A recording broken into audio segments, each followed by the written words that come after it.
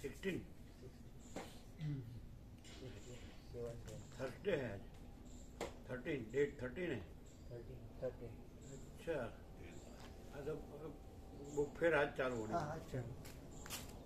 13 से 21 तब कितना 9 दिन हुआ 9 दिन हुआ 13 से 21 9 9 दिन आज से चालू होगा हाँ थर्सडे बराबर बराबर ब्रह्म कृपा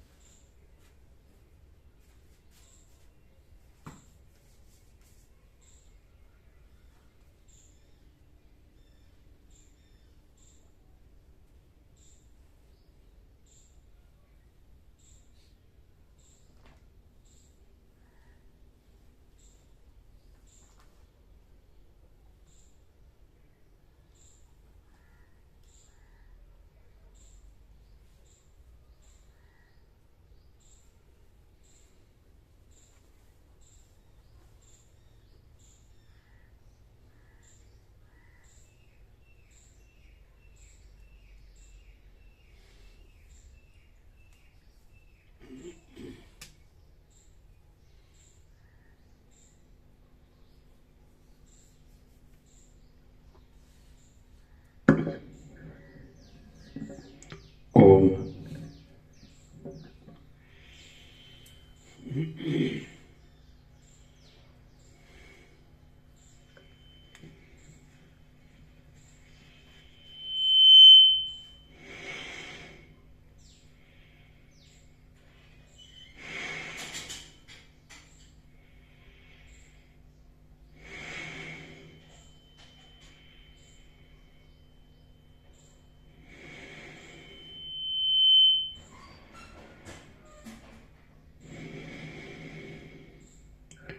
परम चिदाकाश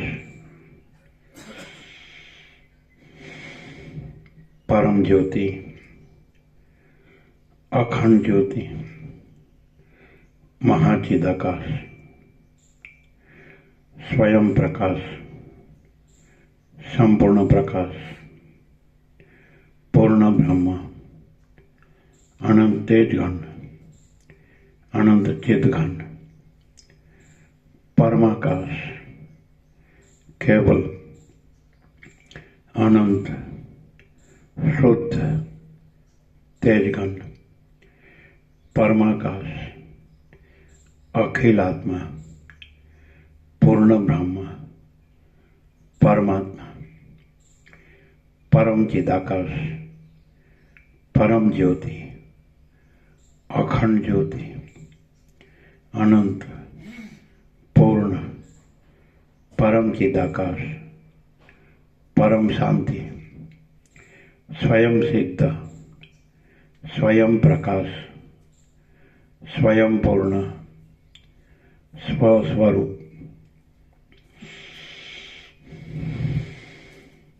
महाचिदाकाश स्वयं प्रकाश संपूर्ण प्रकाश महाचिदाकाश ज्योति अनंत अखंड अभेद महाचिदाकाश ज्योति महातत्व महासामान्य महाचिदाकाश स्वसंवेद्य सहज निर्विकल्प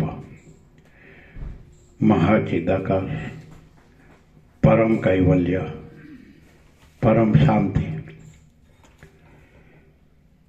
परम चिदाकाश अनंत पूर्ण निरपेक्ष सत्य अनंत संपूर्ण अपरिज्ञ निर्भ्रांत, निरपेक्ष, वस्यडराम, निर्वाण उत्तरार्ध, राउंड 40मो राउंड।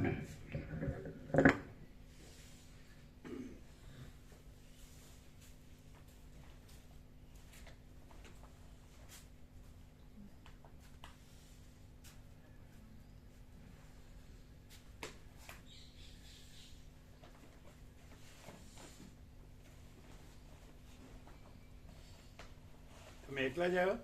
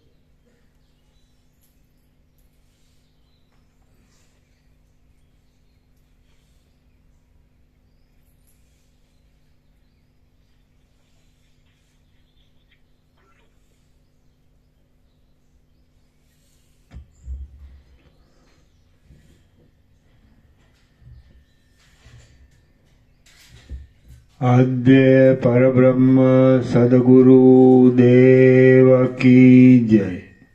ओम श्री परमात्मने नमः। सद्ग्रंथों शिरोमणि श्री योग वासिष्ठ महारामायण निर्वाण प्रकरण उत्तरार्ध सर्ग 43मो। जगत अज्ञान कल्पित है। Page number 1269। Page number 1269। सर्ग 43मो। जगत अज्ञान कल्पित है। आ 43मा सर्गमां जगत बाळकना मन वडे कल्पाયેલા યક્ષના જેવું અને ગંધર્વનગરના જેવું અજ્ઞાન કલ્પિત છે અને જ્ઞાન થતાં એ અજ્ઞાનની નિવૃત્તિ થઈ જવાથી બ્રહ્મને વિશે સ્થિતિ થાય છે તે સંબંધી વર્ણન કરવામાં આવશે। છેલ્લું શું છે? બ્રહ્મમાં સ્થિતિ થાય છે અને જ્ઞાન થતાં એ અજ્ઞાનની નિવૃત્તિ થઈ જવાથી બ્રહ્મને વિશે સ્થિતિ થાય છે તે સંબંધી વર્ણન કરવામાં આવશે।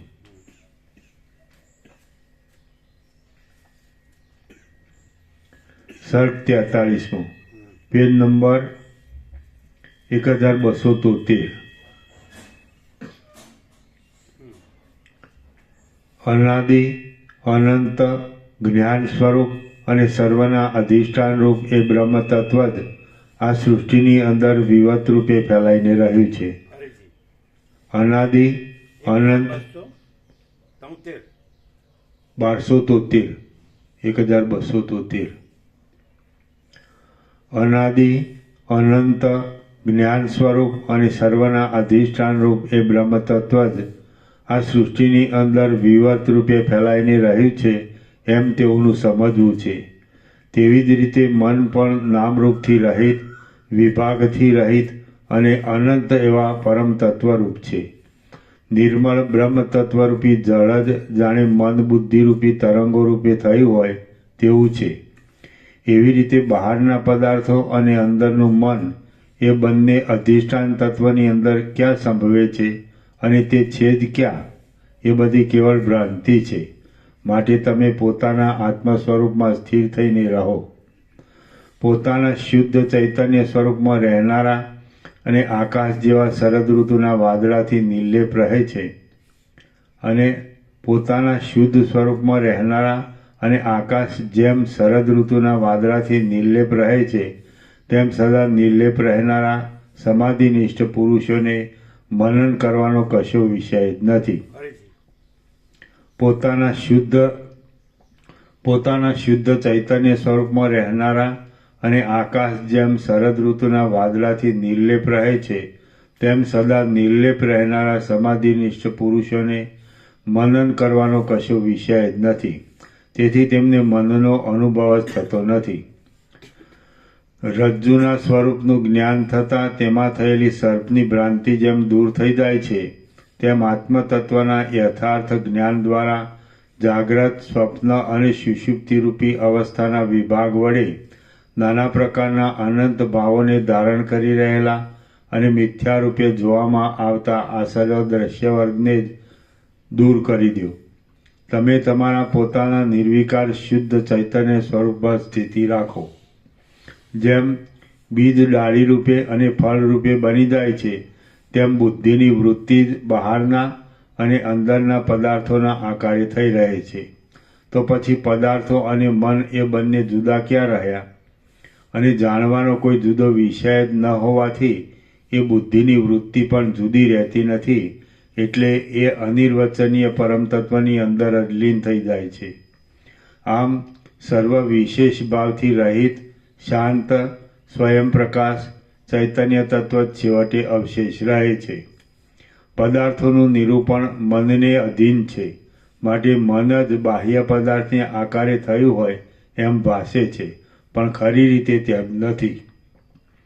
એ તો એક જાતની ભ્રાંતિ જ છે. તે જ પ્રમાણે મનની સિદ્ધિ પણ પદાર્થ જ્ઞાનને અધીન છે. તેથી પદાર્થો સંસ્કાર રૂપે અંદર કાયમ રહી મનના આકારે થઈ રહેલ હોય એમ ભાસે છે, પણ ખરી રીતે તેમ નથી. પણ એ તો એક જાતની ભ્રાંતિ જ છે. બાકી બ્રહ્મ જ વસ્તુ માત્રનું તત્વ છે. તેથી એ બ્રહ્મ જ કારણ વિના જાણે મન રૂપે થઈ રહી હોય તેમ મિથ્યા રીતે ભાષ્યા કરે છે. અને મન પણ કારણ વિના જાણે પદાર્થો રૂપે થઈ રહ્યું હોય તેમ મિથ્યા રીતે ભાષ્યા કરે છે. એ બંને મન અને પદાર્થ કેવળ ભ્રાંતિને લીધે બ્રહ્મની અંદર અનુભવમાં આવે છે. એ રીતે મન જો કે વસ્તુતઃ પદાર્થો રૂપે થઈ રહ્યું નથી, તથાપિ કારણ વિના જાણે પદાર્થો રૂપે થઈ રહ્યું હોય તેવું લાગે છે. એ મન વીજળીના ઝબકારા જેવું અસ્થિર અને ચપળ છે. તમે એ મનને પોતાના આત્મારૂપ સમજી આ સંસારમાં ભરમાઈ ગયા લાગો છો. પરંતુ તમે જો તમારા ખરા સ્વરૂપને ઓળખો તો તમે મનરૂપ નથી અને ભરમાયા પણ નથી. મન વડે જ આ આખો સંસાર ખડો થઈ જાય છે અને તે તત્વજ્ઞાન વડે સમી જાય છે. છીપમાં જેમ ભ્રાંતિ વડે રૂપું દેખાય છે તેમ પરમાત્માની અંદર ભ્રાંતિ વડે જુદા કલ્પાયેલા પદાર્થોથી મનુષ્યો નક્કામાં દુઃખી થયા કરે છે.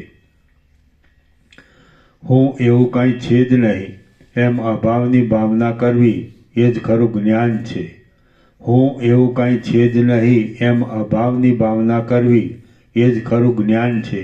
અને એ જ્ઞાનથી પાછું આ ભાવમાં અથડાવું પડતું નથી. સદા મુક્ત પરમ તત્વથી જુદો હું એવો બીજો પદાર્થ છે એમ અહંકારની જો સત્તા માનવામાં આવી તો તે કેવળ દુઃખકારક છે અને ભ્રમરૂપ છે. હું ઝાંઝવાના જળના જેવો સાવ મિથ્યા છું અને શૂન્ય સ્વરૂપવાળો છું એમ તત્વજ્ઞાન વડે સમજવામાં આવે તો હું એવા વ્યવહારના આધારરૂપ અહંકાર સમી જાય છે. જળ જેમ પોતાના સ્વાભાવિક રૂપને ન છોડતા તરંગરૂપ થઈ જાય છે તેમ બ્રહ્મ જ સૃષ્ટિમાંના આરંભકાળમાં સર્વજ્ઞતાને લીધે સર્જવાના પદાર્થોનો નિશ્ચય કરી પોતે હિરણ્ય ગર્ભરૂપ થઈ જાય છે. પછી એ હિરણ્ય ગર્ભના સંકલ્પને અનુસરીને બહારના અને અંદરના સર્વ પદાર્થો રૂપ થઈ રહે છે. જેમ મૂળથી માંડી ઠેઠ ડાળીની ટોચ સુધીમાં વૃક્ષની એક જ સત્તા છે, તેમ જ્ઞાતા, જ્ઞાન અને જ્ઞેય એ સર્વમાં જ્ઞાતાથી માંડી જ્ઞેય સુધી એક જ બ્રહ્મ સત્તા રહેલી છે અને તે અત્યંત નિર્વિકાર છે. જેમ લાખો યોજન સુધી ફેલાઈ ગયા જેવું જણાતું નિર્મળ આકાશ એક જ છે, તેમ જ્ઞાતાથી માંડી જ્ઞેય સુધી સર્વ અખંડિત એક પરમ તત્વરૂપ જ છે. જેમ આકાશ સર્વમાં રહ્યા છતાં પોતાના શૂન્યપણાને લીધે નિર્મળ છે અને એ એક જ છે, તેમ પરમ તત્વ પણ જ્ઞાન જ્ઞેય આદિ દશામાં રહ્યા છતાં નિર્મળ છે અને એક જ છે. જેમ ઘી ઘટ્ટ થઈ જતાં પોતાનો આકાર પથ્થર જેવો કઠિન કરી દે છે, તેમ એ ચિન્મય પરમ તત્વ જાણી જોઈને પોતે જ્ઞેયરૂપ બની જઈ પોતાના આત્માને ચિત્તરૂપ કરી દે છે. દેશ કાળ વિના આત્મતત્વ પોતાના વાસ્તવ સ્વરૂપને ભૂલી જઈ ચિત્તરૂપે બની જાય છે, પરંતુ વસ્તુતઃ એ તત્વ એક જ છે અને વિવર્ત રૂપે અનેક રૂપે થઈ રહેલ હોય એમ દેખાય છે. જો કે શુદ્ધ ચિદાત્માની અંદર અજ્ઞાન આદિનો કશો સંભવ નથી, છતાં જિજ્ઞાસુઓને પરસ્પર બોધ થવાને માટે અજ્ઞાન દશામાં અવિદ્યાની કલ્પના કરવામાં આવી છે. મોક્ષના અધિકારી મહાત્મા પુરુષો તત્વજ્ઞાન વડે મૂળ અજ્ઞાનનો નાશ થઈ ગયા પછી પોતાના આત્મામાં જ ગળી જાય છે, લય પામી જાય છે અને આત્માના અનુભવ વડે પોતાના સ્વરૂપનું અનંતપણું જાણ્યા પછી તે નિરતિશય આનંદ વડે શાંત રહે છે તથા ભ્રાંતિનો અભાવ હોવાને લીધે કશા વિક્ષેપને નહીં પામતા તે નિરંતર સમાધિમાં જ વિશ્રાંત થઈ રહે છે. શ્રી યોગ વાસિષ્ઠ મહારામાયણમાં નિર્વાણ પ્રકરણના ઉત્તરાર્ધનો બ્રહ્મૈકતાનો ઉપદેશ નામનો સર્ગ 43મો સમાપ્ત. સર્ગ 44મો સમાધિરૂપી કલ્પવૃક્ષનું તથા મનરૂપી મૃગનું વર્ણન. આ 44મા સર્ગમાં વધારવા યોગ્ય સમાધિરૂપી કલ્પવૃક્ષનું વર્ણન કરવામાં આવશે અને તેની નીચે આરામ લેવાને પાત્ર થયેલા પાકી ગયેલા વિવેકી મનુષ્યના મનરૂપી મૃગ વિશેનું પણ વર્ણન આવશે. રામ બોલ્યા, હે મહારાજ, વિવેકી પુરુષને સર્વ રીતે જીવાડનાર ફળ વડે સુશોભિત, શાખા તેમજ લતા વડે રમણીય અને થાકી ગયેલા મનરૂપી મૃગને વિશ્રાંતિ આપનાર સમાધિરૂપ કલ્પવૃક્ષની સ્થિતિનું આપ ક્રમપૂર્વક વર્ણન કરો. વશિષ્ઠ બોલ્યા, વિવેકી મનુષ્યરૂપી વનની અંદર વિસ્તાર પામી રહેલ અને બીજા ઉત્તમ પુરુષોને પણ સર્વ પ્રકારે જીવનનો આધાર આપનાર સમાધિરૂપી વૃક્ષનો પત્ર, પુષ્પ અને ફળ સહિત હું વર્ણન કરું છું, તે તમે સાંભળો. કોઈ જાતના દુઃખને લીધે અથવા તો પ્રારબ્ધના યોગથી પોતાની મેળે જ અથવા તો કોઈ પણ કારણને લીધે સંસારરૂપી અરણ્ય સંબંધમાં જે ઉત્કટ વૈરાગ્ય થઈ આવે છે, તે જ સમાધિરૂપી કલ્પવૃક્ષનું બીજ છે એમ વિદ્વાનો સમજે છે. ઉત્તમ પુણ્યપુંજરૂપી હળ વડે ખેડાયેલું, રાત દિવસ વૈરાગ્યરૂપી રસ વડે સિંચાયેલું અને નિરંતર ચારે બાજુ પ્રવાહરૂપે વહ્યા કરતા પ્રાણવાયુરૂપી ધોરિયા વડે યુક્ત એવું મન જ સમાધિરૂપી કલ્પવૃક્ષને ઉગવાનું ક્ષેત્ર છે એમ વિવેકીઓનું સમજવું છે. સંસાર સંબંધી વૈરાગ્ય સમાધિરૂપી કલ્પવૃક્ષના બીજરૂપ છે અને તે વિવેકી પુરુષરૂપી વનને વિશે પોતાની મેળે જ વિવેક વડે શુદ્ધ થયેલી ચિત્તભૂમિમાં પડે છે. પોતાના ચિત્તરૂપી ભૂમિમાં પડેલા સમાધિના એ વૈરાગ્યરૂપી બીજને મહાબુદ્ધિશાળી વિવેકી પુરુષે કામ, ક્રોધ આદિના વેગને સહન કરી કશા ખેદને પ્રાપ્ત ન થતાં નીચે કહેવામાં આવનાર સિંચનના ઉપાયો વડે નિરંતર યત્ન વડે સિંચ્યા કરવું.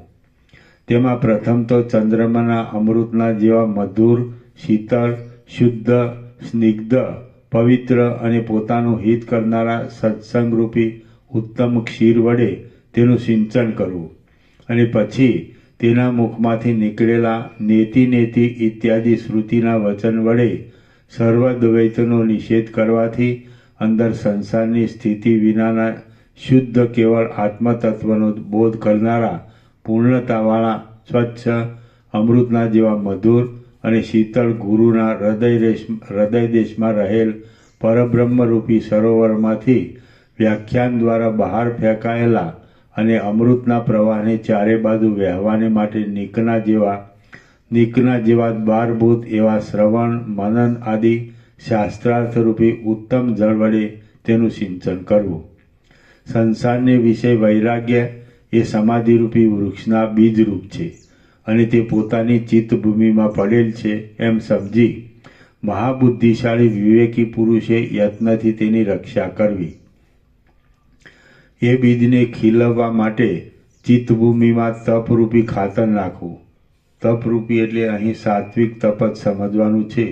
તે વિશે શ્રીમદ ભગવદ્ ગીતામાં નીચે મુજબ લખ્યું છે.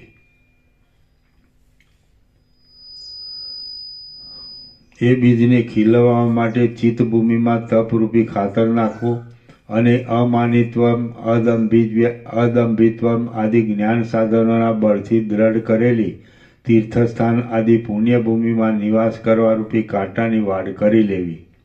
એ પ્રમાણે રક્ષણ અને વૃદ્ધિના ઉપાય વડે એ વૈરાગ્યરૂપી સમાધિ બીજને ખીલવવું. પછી એ બીજના રક્ષણને માટે સંતોષ નામનો એક પરિચાલક એટલે રખોપો કરનાર રાખવો. રક્ષણના કામમાં એ પાલક અતિ નિપુણ હોવો જોઈએ અને તેણે પોતાની મુદિતા નામની પ્રિયા સાથે રહીને આ બીજનું રક્ષણ કરવું જોઈએ. પછી એ સમાધિના અંકુર ઉપર ઝડપ મારવાની પ્રથમથી તૈયાર ઊભેલા આશારૂપી પક્ષીઓને પોતાના આત્માથી જુદા જુદા પુત્ર મિત્ર ધન આદિમાં અનુરાગ થવાથી પક્ષીઓને તેમજ ઝડપ મારવાને ટાપી રહેલા કામ ગર્વ આદિ ગીત પક્ષીઓને એ પરિપાલકે ઉડાડી મૂકવા જોઈએ. અહિંસા મુખ્ય હોવાથી કોમળતાવાળી અને યમ નિયમ આસન પ્રાણાયામ ઈશ્વર ભક્તિ આદિ શુભ કર્મરૂપી દંતાળી વડે એ અંકુરના ક્ષેત્રમાંથી રજોગુણરૂપી કચરાને દૂર ફેંકી દેવો. વળી અચિંત્ય બ્રહ્મલોકને આપનારા વિવેકરૂપી સૂર્યના તડકા વડે અજ્ઞાનરૂપી અંધકારને પણ તેમાંથી હટાવી દેવો. વિવેકી પુરુષની ઉત્તમ ચિત્તભૂમિમાં ઉગેલા એ વૈરાગ્યરૂપી બીજના નવા અંકુર ફૂટે છે ત્યારે તેની ઉપર પાપરૂપી વાદળાએ નીચે નાખેલા તથા તરંગના જેવા અતિશય ચપળ સંપત્તિઓ અને સ્ત્રીઓરૂપી વચ્ચેના પ્રહારો નષ્ટ થવા માંડે છે. પ્રણવના અર્થરૂપી ત્રિશૂળને ધારણ કરીને ધૈર્ય ઔદાર્ય અને દયારૂપી મંત્રોથી અને જપ સ્નાન તપ તથા ઇન્દ્રિય દમનથી એ પ્રહારોને દૂર કરવા આવી રીતે વૈરાગ્યરૂપી સમાધિ બીજની રક્ષા કરવામાં આવે તો એ બીજમાંથી અત્યંત સુંદર હૃષ્ટપુષ્ટ અને સુશોભિત એવો વિવેક નામનો નવો અંકુર ફૂટે છે. જેમ અભિનવ એટલે બીજના ચંદ્રમાનો ઉદય થવાથી આકાશ પ્રકાશ વડે મનોહર બની જાય છે તેમ વિવેકરૂપી અંકુરનો ઉદય થવાથી એ ચિત્તભૂમિ પર પ્રકાશ વડે મનોહર બની જઈ વિકસિત થઈ જાય છે તથા અતીવ દૈદીપ્યમાન બની રહે છે. એ વિવેકરૂપી અંકુરમાંથી પોતાની મેળે જ એક શાસ્ત્રાવલોકન કૌંસમાં શાસ્ત્રો વાંચવા અને બીજું સત્સંગ એ નામના 2 પાંદડા ફૂટે છે. પછી એ અંકુરનું થડ બંધાય છે.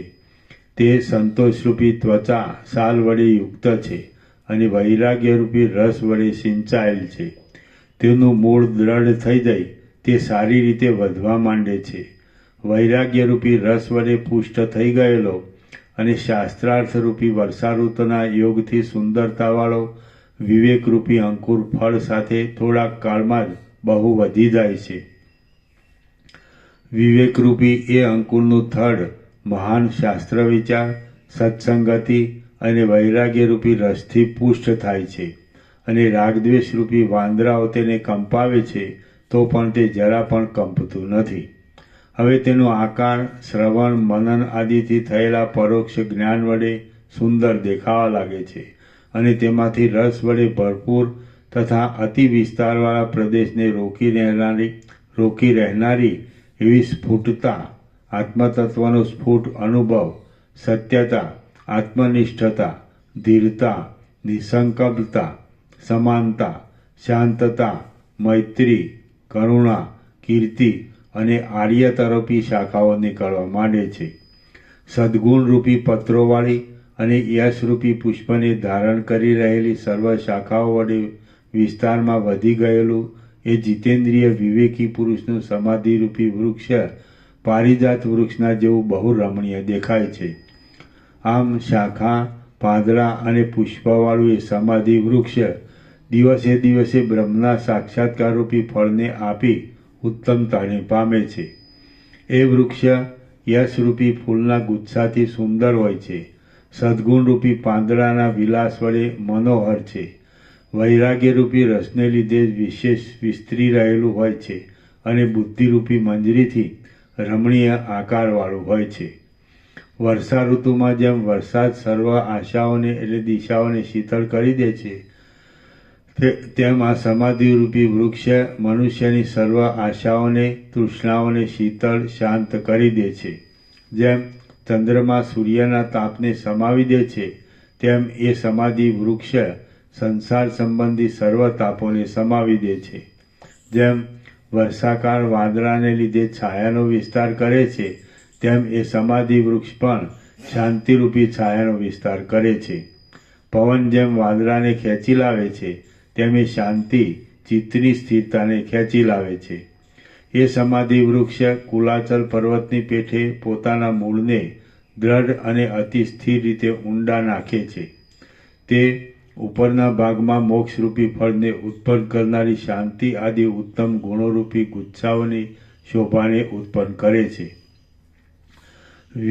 વિવેકરૂપી અંકુરથી થયેલ એ સમાધિરૂપી કલ્પવૃક્ષ દિવસે દિવસે વૃદ્ધિ પામે છે અને તેની છાયાના વિસ્તાર વડે વિવેકી પુરુષનું હૃદયરૂપી વન શોભી રહે છે અને તેમાં આધ્યાત્મિક આદિ તાપને હરણ કરનારી શીતલતા ચારેકોર ફેલાઈ જાય છે. શીતળતા અને તેમાં આધ્યાત્મિક આદિ તાપને હરણ કરનારી શીતળતા ચારેકોર ફેલાઈ જાય છે. વળી એ સમાધિ વૃક્ષ વિકસિત થયેલી બુદ્ધિરૂપી મંજરી વડે શીતળતાથી અંદરના ભાગમાં બહુ જ સુંદર દેખાય છે. એ સમાધિ વૃક્ષની શીતળ છાયાની નીચે સંસારરૂપી જંગલોની અંદર ભટકીને થાકી ગયેલો મનરૂપી મૃગ સુખથી થાક ઉતારે છે. જન્મથી માંડીને વટેમાર્ગુ રૂપે ભવાટવીમાં ભટકીને જીર્ણ થઈ ગયેલા આ મનરૂપી હરણને દૈવયોગથી કોઈ વખત સારો માર્ગ મળી જાય છે, તો પણ નાના પ્રકારના વાદીઓના કોલાહલથી વ્યાકુળ થઈ જઈને તે સન્માર્ગને ચૂકી જાય છે. તેના શરીરમાં રહેલ સત્તારૂપી મૃગચર્મ ઉખેડી લેવા માટે કામ, ક્રોધ આદિ ષડવર્ગરૂપી પારધીઓ તેના ઉપર ટાપી રહ્યા હોય છે. ષડવર્ગ એટલે કામ, ક્રોધ, લોભ, મદ, મોહ અને મત્સર એ 6 શરીરમાં રહેનારા શત્રુઓ છે. પોતાના રૂપને ઢાંકી દેવા માટે તે મૃગ અનેક પ્રકારના આકારવાળા અસાર શરીર આદિ કાંટાઓની વાડમાં વારંવાર સંતાઈ જાય છે. પરંતુ રાગદ્વેષ આદિ દોષોરૂપી કાંટાઓમાં તેનું મુખ આવી જવાથી તે સપડાઈ જાય છે.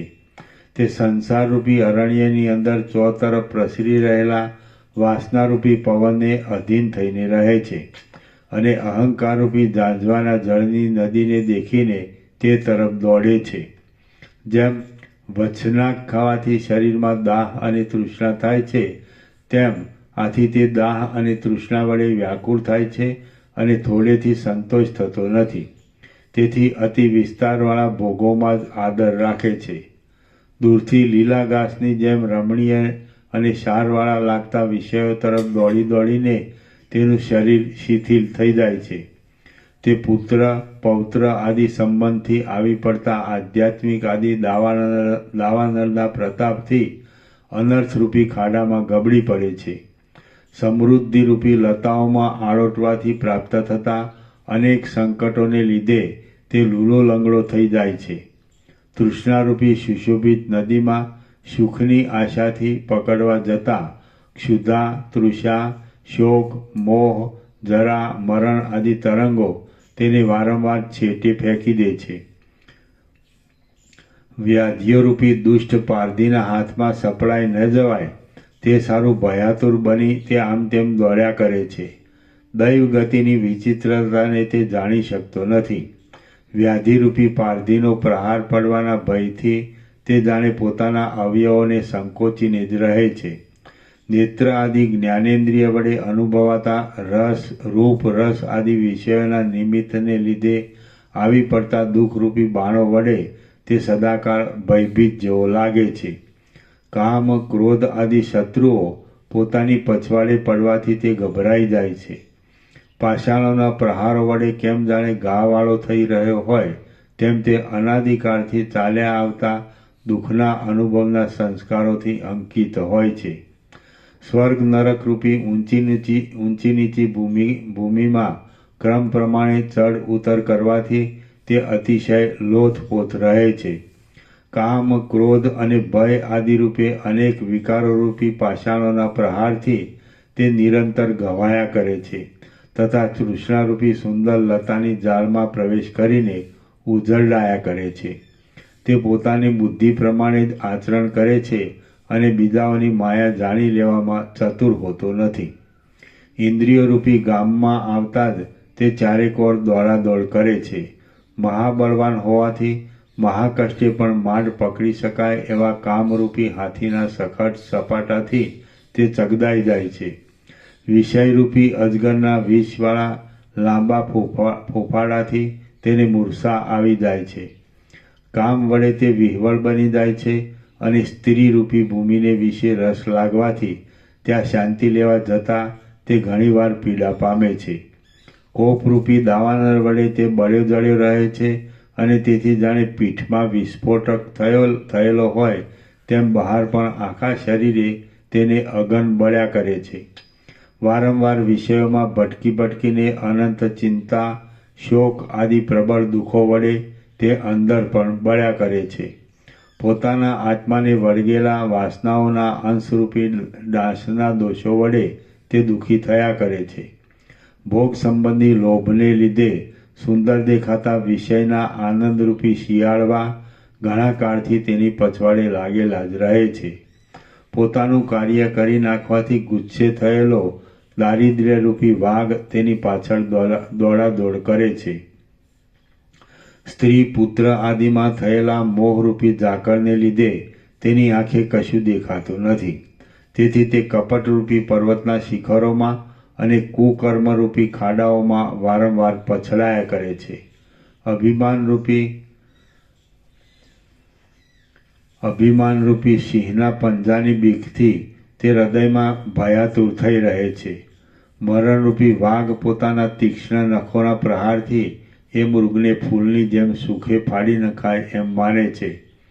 મરણરૂપી એ વાઘથી પણ એ મૃગ સદાકાળ ડરતો રહે છે. ગર્વરૂપી અજગર તેને ગળી જવા માટે સંસારરૂપી મોટા અરણ્યમાં વાટ જોયા જ કરે છે. કામનાઓના નિમિત્તથી તે ચારે બાજુ દીનતા તથા યાચના વગેરે કરવા માટે દાંતની કાંતિરૂપી જવના અંકુરોને ફેલાવ્યા કરે છે. કેવળ સ્ત્રીઓને માટે જ સુહૃદ ભાવ બતાવનારું તરુણપણું ક્ષણ માત્ર આલિંગન કરીને તેને છોડી દે છે. જાણે કોપને પ્રાપ્ત થઈ ગયેલ હોય તેમ ઉચ્છૃંખલ થઈ રહેલો ઇન્દ્રિયરૂપી વંટોળિયો એ મનરૂપી મૃગને દુર્ગમ ઘોર નરકમાં અને સ્થાવર આદિ યોનિરૂપી જંગલોમાં વારંવાર ફગવે છે. પરંતુ કોઈ વખત ઘણા જન્મ વડે સંચિત થયેલા પુણ્યનો પાકટકાળ આવતા એ મનરૂપી મૃગનો ભાગ્યોદય થાય છે. એટલે હે રાજન, જેમ રાત્રિને વિશે ટાઢ અને અંધકાર વડે પીડાયેલ સર્વ પ્રાણીવર્ગ સૂર્યનો ઉદય થતાં શાંતિને પ્રાપ્ત થાય છે, તેમ એ મનરૂપી મૃગ પણ ઉપર વર્ણવેલા સમાધિરૂપી વૃક્ષની નીચે વિશ્રાંતિ પામીને શાંતિ પામે છે. હે વિવેકી શ્રોતાઓ, તાલી, તમાલ, બકુલ. તાલી એટલે ભોય આમલી અથવા એક જાતનો તાળનો ભેદ, જેને તાળી પણ કહે છે. અને બકુલ એટલે બોલસરીને સંસ્કૃતમાં બકુલ કહેવામાં આવે છે, બોરસલ્લીને. હે વિવેકી શ્રોતાઓ, તાલી, તમાલ, બકુલ આદિ વૃક્ષોના મૂળ જેવું વિશ્રાંતિ સુખ આપનારા ભૂલોકથી માંડીને સત્યલોક સુધીના લોકોમાં વસેલા આત્મજ્ઞાનથી રહિત એવા મૂળ પુરુષો અને પુષ્પોના વિલાસોરૂપી હાસ્યના જેવા ઉપરથી રમણીય દેખાતા નાશવંત ભોગોના આભાસમાં લીન બની રહીને જે મોક્ષ સુખના નામને પણ ઓળખતા નથી, તે પુનર્જન્મ રહિત અને પરમ દુર્લભ એવા મોક્ષ સુખને તમારો મનરૂપી મૃગ સમાધિરૂપી કલ્પવૃક્ષમાંથી મેળવી શકશે. શ્રી યોગ વાસિષ્ઠ મહારામાયણમાં નિર્વાણ પ્રકરણના ઉત્તરાર્ધનો મનોમૃગ વિપદ વર્ણન નામનો સર્ગ 44મો સમાપ્ત. સર્ગ 45મો સમાધિરૂપી વૃક્ષ ઉપર ચડવાનો ક્રમ. આ 45મા સર્ગમાં મનના સમાધિરૂપી કલ્પવૃક્ષની ઉપર ચડવાનો ક્રમ બતાવવામાં આવશે અને તેની ઉપર ચડવા જતાં ઉત્તરોત્તર ભૂમિકામાં અશેષ સુખની પ્રાપ્તિ થવા વિશે વર્ણન કરવામાં આવશે. વશિષ્ઠ બોલ્યા, હે શત્રુનાશન રામચંદ્રજી, આમ એ મનરૂપી હરિણ સમાધિરૂપી કલ્પવૃક્ષમાં જ વિશ્રાંતિ મેળવી ત્યાં જ આનંદમાં રહેવા લાગે છે અને બીજા વૃક્ષ તરફ પછી તે જતો જ નથી. એટલા સમયમાં વિવેકરૂપી અંકુરમાંથી વૃદ્ધિ પામેલું સમાધિરૂપી કલ્પવૃક્ષ પણ પોતાની અંદર રહેલ અને પરમાર્થ દ્રષ્ટિએ જોતા પોતાના આત્મારૂપે અનુભવમાં આવતા મોક્ષરૂપી ફળને ધીરે ધીરે ભૂમિકાના ક્રમ પ્રમાણે સારી રીતે પ્રકટ કરે છે. વિવેકી પુરુષનો મનરૂપી મૃગ સમાધિ વૃક્ષની છાયા નીચે સ્થિર ઊભો રહીને એ સમાધિ વૃક્ષની ડાળીની નીચે રહેલા પવિત્ર ફળને દેખે છે. એ સમાધિ વૃક્ષની ડાળીની ટોચે રહેલા પવિત્ર ફળને દેખે છે. પછી તે બીજા વૃક્ષ તરફ જવાનો વિચાર માંડી વાળે છે અને ચપળતા, પશુભાવ આદિ નીકળી જવાથી તે નરની પેઠે દ્રઢ નિશ્ચય કરીને એ સમાધિ વૃક્ષના પવિત્ર ફળનો સ્વાદ કરવા માટે તેની ઉપર ચડે છે. પ્રથમ તો વિવેકરૂપી અંકુરમાંથી વિસ્તરી રહેલ એ સમાધિ વૃક્ષની ઉપર દ્રઢ રીતે પગ ભરાવે છે અને પછી સમાધિ સંસારરૂપી ભૂમિમાં નીચે લાગેલી દેહાદિક વિશેની અહંતા, મમતા વગેરેની વૃત્તિને છોડી દે છે. આમ ઉન્નત પદને, ઉત્તમ સ્થિતિને તથા ઉપરના ભાગને પામ્યા પછી તે પાછો નીચે દ્રષ્ટિ પણ કરતો નથી. હવે સર્પ જેમ પોતાની કાંચળી છોડી દે તેમ વિવેકરૂપી અંકુરના સમાધિરૂપી વૃક્ષ ઉપર ચડી ગયા પછી તે ઉત્તમ ફળ માટે પોતાના પૂર્વ સંસ્કારોને છોડી દે છે. આ રીતે પોતાના આત્માને ઉચ્ચ પદ ઉપર આરૂઢ થયેલો જોઈને આટલા કાળ સુધી તુચ્છ વિષયના સુખમાં આનંદ માણનારો હું કૃપણ કોણ હતો, એમ પોતાના આત્માને પૂર્વદશાનું સ્મરણ થતાં હસે છે. એ સમાધિ વૃક્ષની કરુણા આદિ બીજી શાખાઓમાં તે ફરતો ફરે છે અને લોભરૂપી સર્પને નીચે ફગાવી દે છે. તેમજ જાણે કોઈ મોટો મંડળેશ્વર હોય તેમ અપૂર્વ શોભા ધારણ કરે છે. સદબુદ્ધિરૂપી ચંદ્રમાને ઢાંકી દેવામાં અનેક અમાવાસ્યાઓના જેવી દુઃખરૂપી ચંદ્રમાના અનેકપણાની ભ્રાંતિ પેદા કરવામાં તિમિર રોગના સમૂહ જેવી અને પ્રાણીઓને બંધનમાં નાખવાને દુર્ભેદ્ય લોઢાની બેડીઓ જેવી તૃષ્ણાઓને તે દિવસે દિવસે છોડતો જાય છે. જે કાંઈ ઈશ્વર ઈચ્છાથી પ્રાપ્ત થાય તેની એ ઉપેક્ષા કરતો નથી અને જે મળેલું નથી તેને તે ઈચ્છતો પણ નથી. તે સર્વ વ્યવહારોમાં ચંદ્રમાની પેઠે અંદર શીતળ જ રહે છે. સમ, દમ, સંતોષ આદિ અધ્યાત્મશાસ્ત્રમાં બતાવેલા સદ્ગુણોરૂપી પાંદડા ઉપર તે પોતાના આત્માને વિશ્રાંતિ આપે છે. શાસ્ત્રને અનુસરીને પ્રવૃત્તિથી થનારા બ્રહ્મલોક સુધીની ઉત્તમ ગતિ તેમ સ્વાભાવિક પ્રવૃત્તિથી પ્રાપ્ત થનારી નરક સુધીની અધમ ગતિ એ અજ્ઞાન દશામાં જ છે એમ તે સમજી લે છે અને તેને અધોગતિ તરીકે જોતો રહી પોતે તો સમાધિ વૃક્ષ ઉપર જ સ્થિરતાથી બેસી રહે છે. મહાભયંકર વિષ વૃક્ષની લતાઓમાં ઘૂમી રહેલા વિષ પુષ્પોના સમૂહો વડે જાણે પોતાના મોટા દાંતોને બહાર કાઢી બેઠી હોય તેવી થઈ રહેલી પોતાની પ્રથમની ભૂમિકાઓને તે અજ્ઞાન દશાઓને સ્મરણમાં લાવી તુચ્છતાથી હસી કાઢે છે. સમાધિ વૃક્ષની તે ઉત્તરોત્તર ભૂમિકાઓરૂપી શાખાઓમાં તે ચડવા ઉતરવાથી વિચિત્રતાવાળી મનોહર ચિત્તવૃત્તિ વડે વિહાર કરે છે અને જેમ રાજાઓ જન્મથી જ આનંદિત રહે છે તેમ તે સદા આનંદિત રહ્યા કરે છે. તે સ્ત્રી, પુત્ર વગેરે સર્વ કુટુંબી વર્ગ, મિત્રો તથા ધનો એ સર્વદાને સ્વપ્નમાં દેખાતા હોય અને જાણે કોઈ બીજા જન્મના હોય તેમ તેમને દેખે છે. શીતળ અને નિર્મળ ચિત્તવાળા પુરુષને રાગ, દ્વેષ, ભય, ઉન્માદ, માન, મોહ અને મહત્તાવાળા જે વ્યવહારો જોવામાં આવે છે તે સર્વ નટના જેવા વ્યવહારો જાણવા.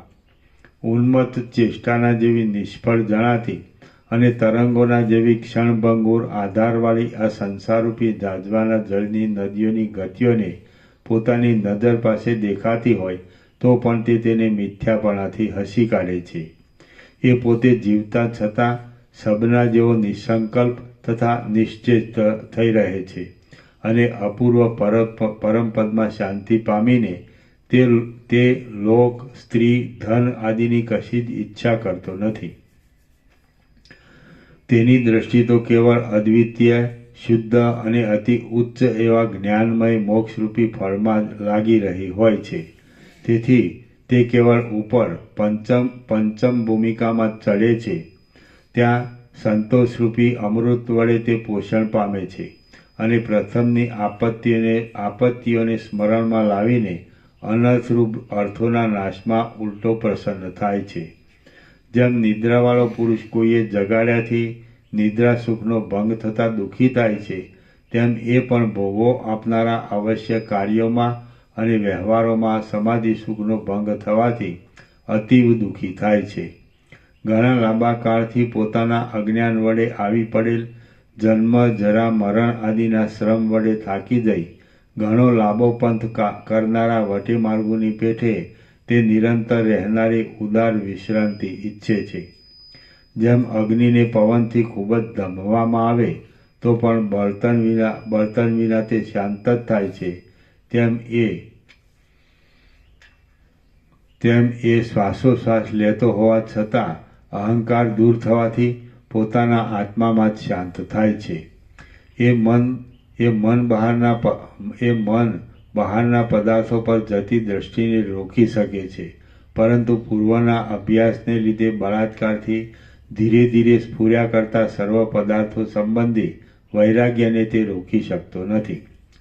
પરમાર્થરૂપી ફળને આપનારી મહાપદવી મેળવ્યા પછી વચન વડે પણ વર્ણવી ન શકાય એવી કાંઈક અનિર્વચનીય યોગ ભૂમિકાને, છઠ્ઠી ભૂમિકાને તે મેળવે છે.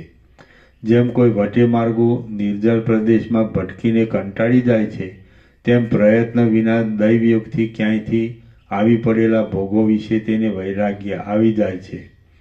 કેમ જાણે મદોન્મત હોય તેમ દેહાભિમાનથી રહિત, કેમ જાણે વૈરાગ્યને લીધે ક્ષીણ થઈ ગયેલ હોય તેમ વિષયો તરફ ઉદાસીન રહેનાર, સંસાર સંબંધી વ્યવહારોનું સુષુપ્તિ અવસ્થાવાળાની પેઠે કશું અનુસંધાન જ ન રાખનાર, અંદર જ્ઞાન વડે પૂર્ણ મનવાળો અને મૌન ધારણ કરી રહેલો એ મનોમૃગ કાંઈ અનિર્વચનીય સ્થિતિને પ્રાપ્ત થઈ જાય છે. જેમ કોઈ સિદ્ધ પુરુષ મેરુ પર્વતના શિખર ઉપર જઈને બેસે અને પક્ષી વૃક્ષની ટોચ ઉપર જઈ બેસે, તેમ એવા અનિર્વચનીય રૂપને ધારણ કર્યા પછી તે ક્રમપૂર્વક યોગ ભૂમિકાના ક્રમ પ્રમાણે છેવટે પરમાર્થરૂપી ફળની નજીક આવી પહોંચે છે. પછી તે પ્રથમની સર્વબુદ્ધિનો ત્યાગ કરી, વાસનાનો સંપૂર્ણ ત્યાગ કરી અને મનનો પણ નાશ કરી આકાશના જેવો અસંગ અને નિર્વિકાર થઈ રહે છે. તે પરમાર્થ એટલે બ્રહ્મભાવરૂપી ફળને સપ્તમ ભૂમિકામાં ગ્રહણ કરે છે, તેનો આસ્વાદ લે છે, તેનો ઉપભોગ લે છે અને આનંદ વડે તૃપ્ત થઈ જાય છે. સંકલ્પ વડે કલ્પવામાં આવનાર વસ્તુ માત્રનો ત્યાગ કરવાથી દિવસે દિવસે વધતી જતી પોતાના શુદ્ધ સ્વરૂપમાં શાંતિ થવી એ જ પરમાર્થરૂપી ફળને પ્રાપ્ત કરવામાં મુખ્ય ઉપાયરૂપ કહેવાય છે. ભેદ બુદ્ધિનો લય થઈ જતા છેવટે એક અભેદ જ અવશેષ રહે છે અને એ સર્વના અધિષ્ઠાનરૂપ એક શુદ્ધ, અનાદિ અને અનંત પરમ તત્વને ડાહ્યા પુરુષો બ્રહ્મ કહે છે. લોકેશણા એટલે માનપાન અને સ્વર્ગ વગેરેની ઈચ્છા. લોકેશણામાં વૈરાગ્યવાળો સ્ત્રી પુત્ર આદિની ઈચ્છાઓનો ત્યાગ કરી દેનારો અને ધનની ઈચ્છાથી પણ રહિત એવો કોઈ ઉત્તમ પુરુષ જ એ પરમપદમાં વિશ્રાંતિ પામી શકે છે.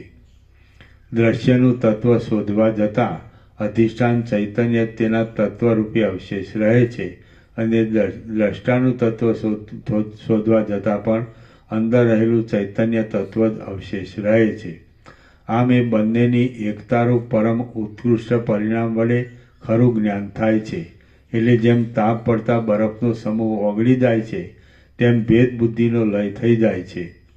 ધનુષ્ય દોરી ખેંચતા ખૂબ જ વાંકું વળી જાય છે પણ ફરીથી મૂળ સ્થિતિમાં આવી જાય છે. પરંતુ આત્મ સાક્ષાત્કારને પ્રાપ્ત થઈ ગયેલા વિવેકી પુરુષના સ્વભાવમાં તેમ થતું જ નથી. પરંતુ તત્વ સાક્ષાત્કારને પ્રાપ્ત થઈ ગયેલા વિવેકી પુરુષના સ્વભાવમાં તેમ થતું જ નથી. એ વિવેકીની સ્થિતિ તો કોમળ પુષ્પની માળાની જેમ સરળ જ હોય છે અને તેની તે સ્થિતિ કાયમ રહે છે. સ્તંભની અંદર અપ્રકટ અવયવોવાળી પૂતળી રહેલી જ છે. તે નહીં દેખાવાથી સાચી પણ નથી, તેમ તેનો આકાર ઘડાતા દેખાય તેમ છે એટલે જૂઠી પણ નથી. તેવી જ રીતે પરમાત્માની અંદર આ જગતની સ્થિતિ રહેલી જ છે અને તે સાચી પણ નથી અને ખોટી પણ નથી. જ્ઞાન થયા પહેલાં અવિવેકી દશામાં બ્રહ્મ આ દ્રશ્ય પ્રપંચ સાથે જણાય છે અને તેનું નિર્ગુણ સ્વરૂપ અનુભવમાં જ આવી શકતું નથી. તેથી તેનું ધ્યાન કરી શકાતું નથી અને અજ્ઞાનને લીધે યથાર્થ ન થઈ શકવાથી તે કાંઈ ઉપયોગી પણ નથી. બાકી જ્ઞાનને પ્રાપ્ત થઈ ગયેલો પુરુષ પોતાની મેળે સ્વાભાવિક રીતે પોતાના સ્વરૂપનું ધ્યાન ધરી રહે છે. જે પુરુષને દ્રશ્ય પદાર્થો તરફ અત્યંત વૈરાગ્ય જોવામાં આવે તે બોધને પ્રાપ્ત થઈ ગયેલો સમજવો. કેમ કે અવિવેકી પુરુષથી દ્રશ્યનો ત્યાગ કરી શકાતો નથી.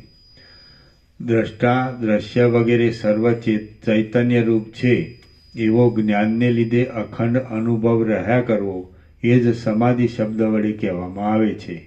કેમ કે તે વડે ચિત્ત વિક્ષેપ વિનાનું સદા શાંત જ રહે છે.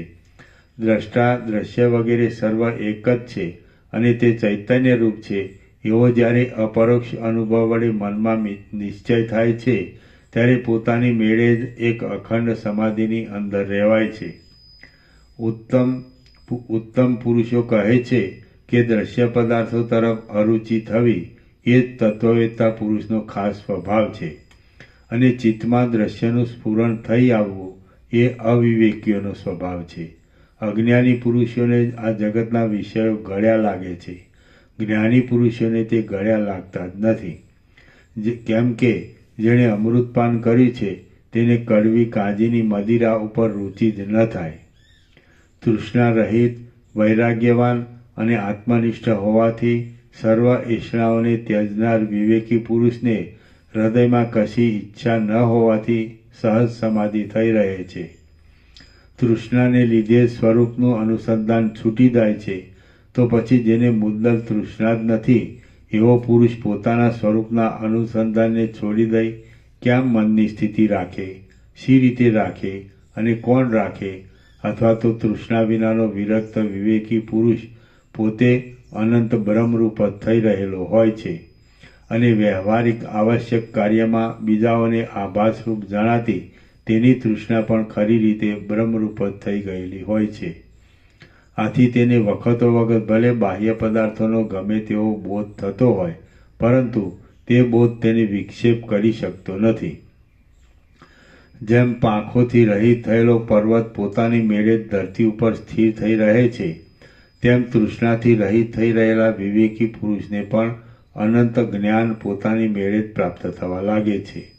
જેમ સારી રીતે પ્રજ્વલેલા અગ્નિમાં ઘીનું ટીપું રહી શકતું નથી તેમ શુદ્ધ ચૈતન્ય તત્વને પોતાના આત્મારૂપે અપરોક્ષપણે અનુભવનારા તત્વજ્ઞ પુરુષને જ્ઞાનના પ્રભાવથી સદાકાળ સહજ સમાધિ સિદ્ધ રહે છે.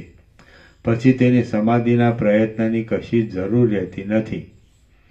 વિષયો તરફ પરમ વૈરાગ્ય હોવો એ જ સમાધિ કહેવાય છે અને જેણે એ વૈરાગ્ય મેળવ્યો હોય તે પરબ્રહ્મ પુરુષને ખરેખર નમસ્કાર હો.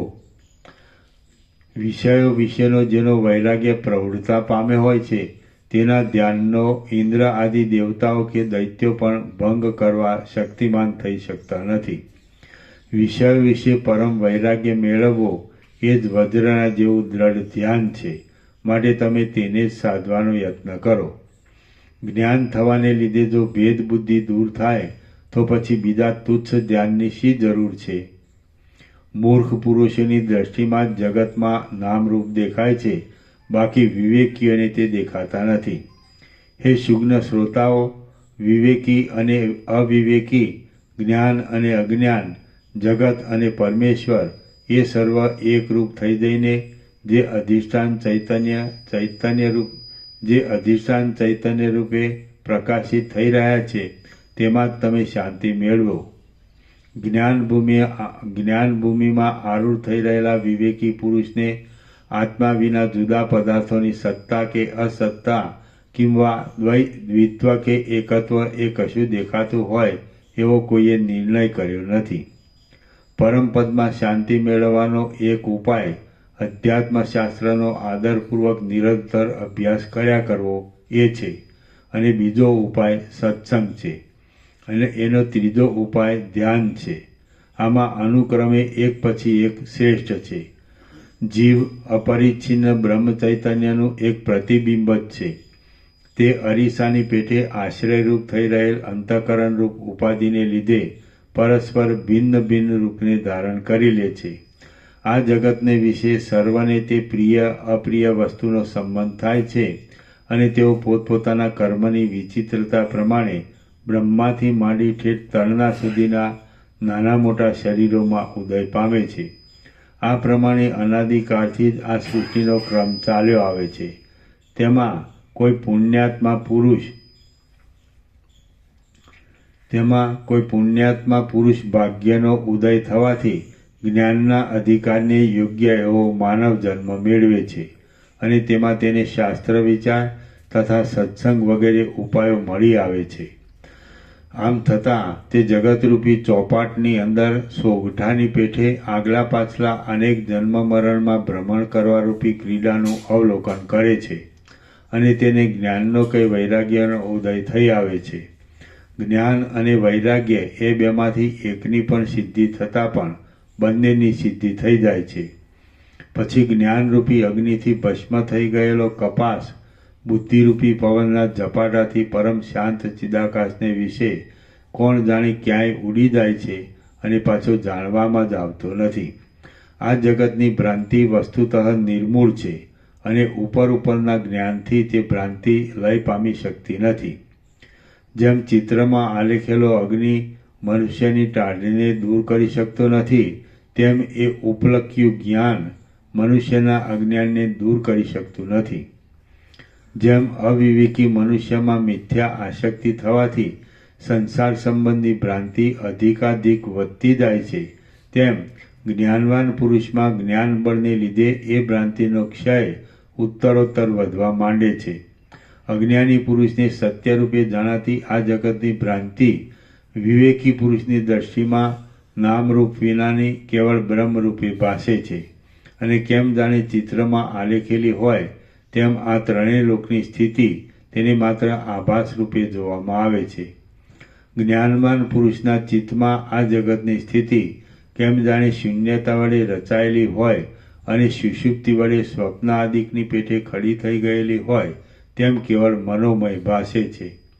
તેમજ તે ચિદાત્માની અંદર આરોપિત છે એમ તેને જણાય છે. અજ્ઞાનથી રહિત થઈ ગયેલા એ વિવેકી પુરુષને તો જ્ઞાનનો ઉદય થતાં ખરેખર અહંકાર કે જગતની સ્થિતિ એ કશું પણ દેખાતું જ નથી. તેનું શરીર જો કે પ્રારબ્ધનો નાશ થતાં સુધી આભાસરૂપે બીજાઓની નજરે આવે છે, પરંતુ તેની અંદરની સ્થિતિ કંઈક અપૂર્વ જ હોય છે. કંઈક જ્ઞાન અને કંઈક અજ્ઞાન એ બંને વડે વીંટાયેલું ચિત્ત જરા લીલા અને જરા સૂકા એવા લાકડાની પેઠે અર્ધદગ્ધ અવસ્થામાં રહે છે. કંઈક જ્ઞાનને લીધે તે એક તત્વ તરફ રૂચિવાળું હોય છે, અને કંઈક અજ્ઞાનને લીધે તે જગતના પદાર્થો વડે વિક્ષિપ્ત રહેવાથી બરાબર આત્માકાર રહી શકતું નથી. એવા અર્ધદગ્ધ ચિત્તવાળા પુરુષોમાં જો અજ્ઞાનનો ભાગ વિશેષ હોય તો તેઓ પરસ્પર વિવાદો કરે છે, અને જો જ્ઞાનનો ભાગ વિશેષ હોય તો તેઓ એકબીજામાં મિત્ર ભાવે પ્રાપ્ત થઈ જાય છે, મિત્ર ભાવને પ્રાપ્ત થઈ જાય છે. જેમ સાતમી ભૂમિકામાં આરૂઢ થઈ રહેલો સમાધિનિષ્ઠ પુરુષ જાગ્રત, સ્વપ્ન અને સુષુપ્તિ એ ત્રણેયના સ્વભાવને જાણતો નથી, તેમ પરિપક્વ જ્ઞાનવાળો પુરુષ પણ લોકોત્તર સ્થિતિને પહોંચી ગયેલો હોવાથી જગતની સત્તા કે અસત્તાને પોતાને કશું પ્રયોજન ન હોવાને લીધે દેખતો જ નથી. વસ્તુતઃ જોતા વાસના જ મનરૂપ છે, અને અવસ્તુરૂપ મિથ્યા હોવાથી પોતાના વિચાર વડે નાશ પામી જાય છે, એટલે મોક્ષની પ્રાપ્તિ થાય છે. બાકી વાસનાના નાશથી આત્માનો નાશ થતો નથી.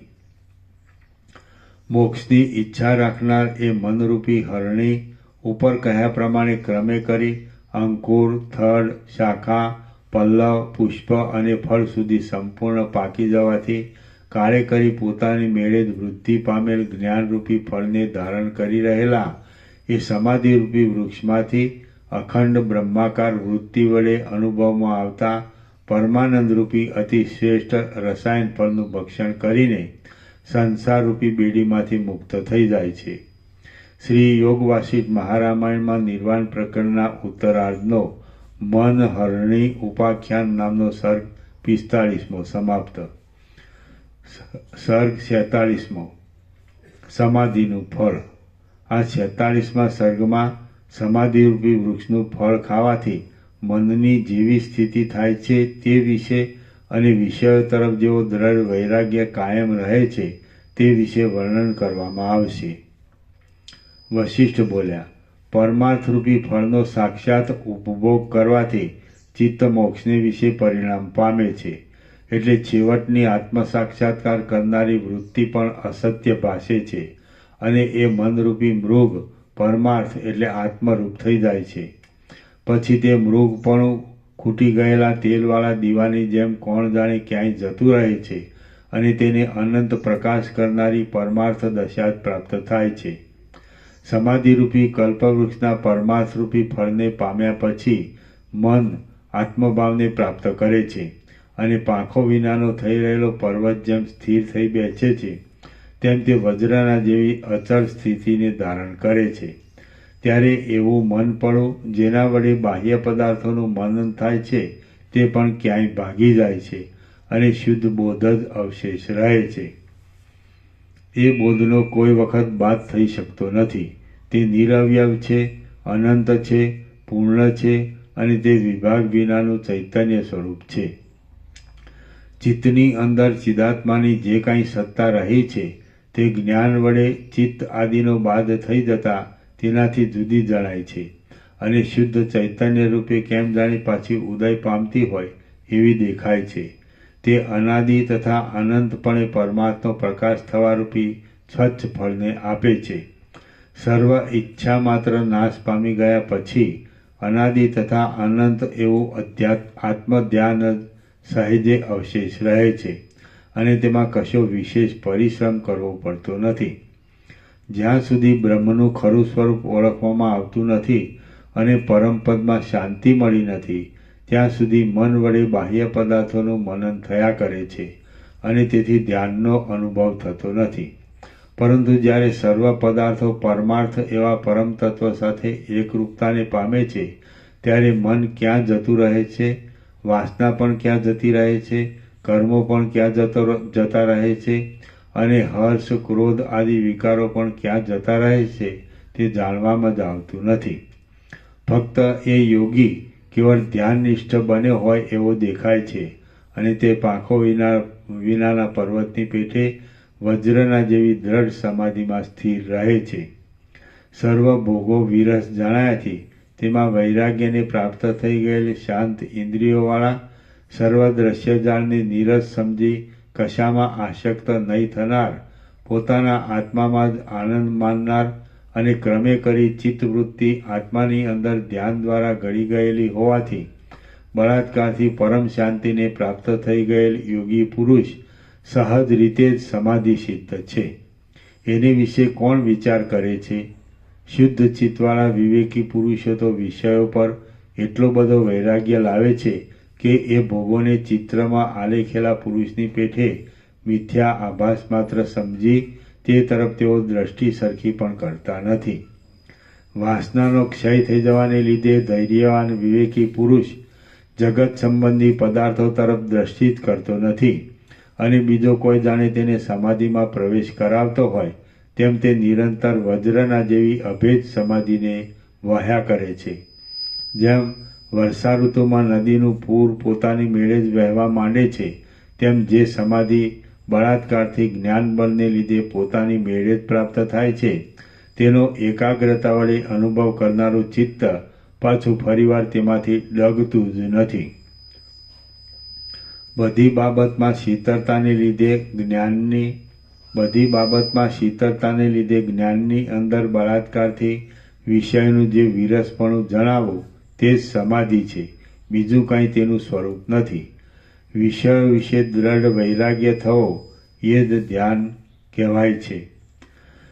તે ધ્યાન ક્રમે કરી પરિપાક પામીને વજ્રના જેવું અભેદ થઈ જાય છે.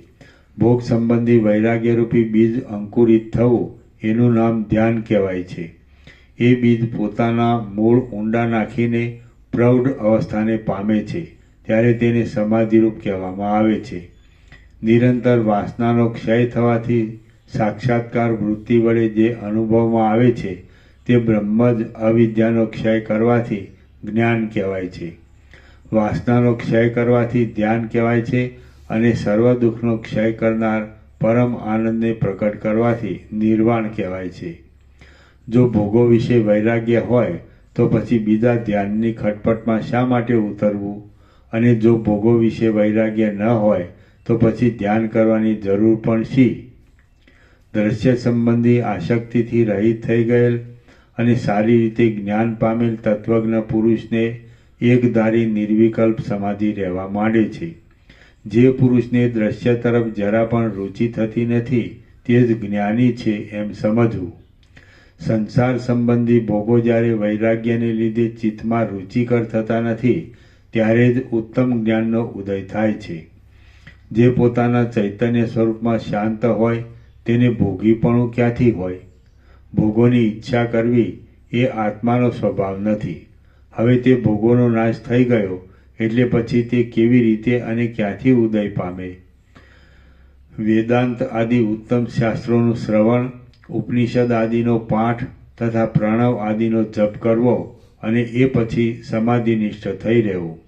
પછી થાકી ગયા બાદ સમાધિમાંથી ઉઠીને વળી વેદાંત આદિ ઉત્તમ શાસ્ત્રનું શ્રવણ, ઉપનિષદ આદિનો પાઠ અને પ્રણવ આદિનો જપ કરવો.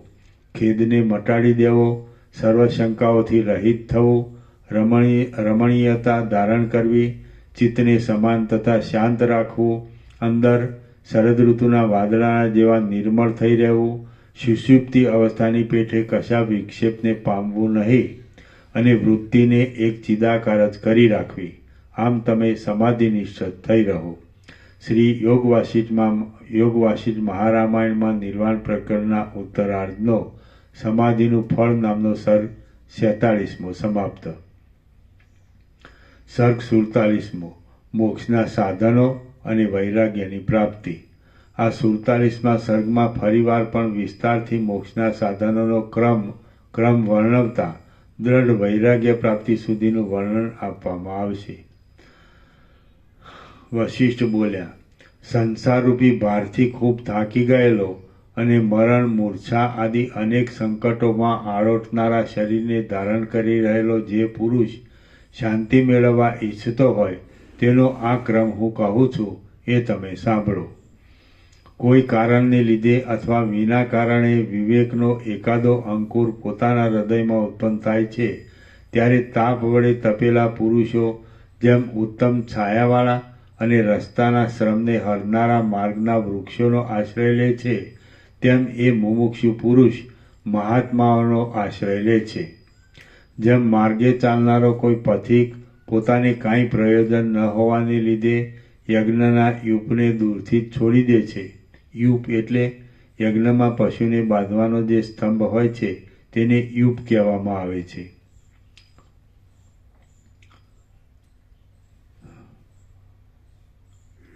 કોઈ કારણને લીધે અથવા વિના કારણે વિવેકનો એકાદો અંકુર પોતાના હૃદયમાં ઉત્પન્ન થાય છે, ત્યારે તાપ વડે તપેલા પુરુષો જેમ ઉત્તમ છાયાવાળા અને રસ્તાના શ્રમને હરનારા માર્ગના વૃક્ષોનો આશ્રય લે છે, તેમ એ મુમુક્ષુ પુરુષ મહાત્માઓનો આશ્રય લે છે.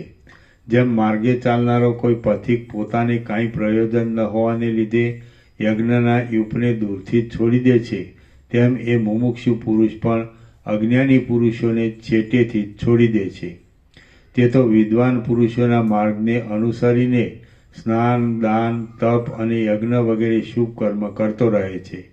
જેમ ચંદ્રબિંબ અમૃત ધારણ કરે છે, તેમ એ વિવેકી પુરુષ પણ પરિણામે લોકોનું હિત કરનારા, આનંદ ઉપજાવનારા, પોતાને યોગ્ય આપોઆપ આવી મળેલ અને રમણીય એવા વ્યવહારને ધારણ કરે છે. બીજા ઉત્તમ પુરુષોની બુદ્ધિને અનુસરીને ચાલનારો, પારકા મનોરથોને પૂરનારો, પવિત્ર કર્મોમાં શ્રદ્ધાવાળો અને ભવ્ય એવો વિવેકી પુરુષ શાંતિપૂર્વક તથા અપૂર્વ રીતે વ્યવહારમાં પ્રવૃત્ત રહે છે. વિવેકી પુરુષની અભિનવ સંગતિ માખણના મુખ્ય આશ્રયરૂપ દહીંના પિંડાની જેમ સ્વચ્છ, સ્નિગ્ધ, મૃદુ, મધુર અને મનોહર હોય છે અને તે મનુષ્યના ચિત્તમાં સુખ ઉત્પન્ન કરે છે. ચંદ્રમાના કિરણોના સમૂહની પેઠે શીતળ અને પવિત્ર એવા વિવેકી પુરુષના ચરિત્રો મનુષ્યના ચિત્તને અંદર શીતળ કરી દે છે. જેવી નિર્ભય વિશ્રાંતિ સત્સંગતિમાં મળે છે, તેવી નિર્ભય વિશ્રાંતિ પુષ્પ સમૂહ વડે શોભી રહેલા ઉદ્યાન ખંડોમાં પણ મળતી નથી. વિવેકી પુરુષોના સમાગમો મંદાકિની એટલે ગંગાના જળની જેમ પાપો ધોઈ નાખે છે અને પવિત્રતા અર્પે છે. બરફ વડે બનાવેલા અને ફૂલોના હારો વડે શણગારેલા ભુવનોની અંદર જવાથી મનુષ્ય જેમ શીતળતા પામે છે, તેમ સંસારને તરી જવા ઈચ્છનારા મનુષ્ય વિરક્ત વિવેકી પુરુષોની પાસે જવાથી શીતળતા મેળવે છે. જે અમર ઉદારતા વિવેકી પુરુષની અંદર જોવામાં આવે છે, તે દેવકન્યાઓ, ગંધર્વ કન્યાઓ કે માનવ કન્યાઓમાં કોઈ જગ્યાએ નથી. ક્રમને અનુસરીને કરેલા નિષ્કામ કર્મથી બુદ્ધિ વિશુદ્ધિને પ્રાપ્ત થાય છે અને અરીસો જેમ પ્રતિબિંબિત પદાર્થોને પોતાની અંદર પ્રતિબિંબ રૂપે ગ્રહણ કરી લે છે, તેમ એ શુદ્ધ બુદ્ધિ પણ શાસ્ત્રના સદુપદેશને હૃદયમાં સ્થિર કરી દે છે. જેમ કોઈ મોટા અરણ્યમાંની કેળ, મૂળ, અંકુર આદિના વિસ્તારથી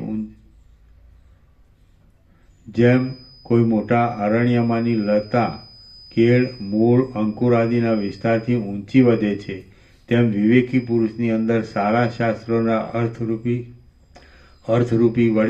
અર્થરૂપી રસ વડે સુંદરતાવાળી તેની શુદ્ધ બુદ્ધિ ઉન્નતિ પામે છે.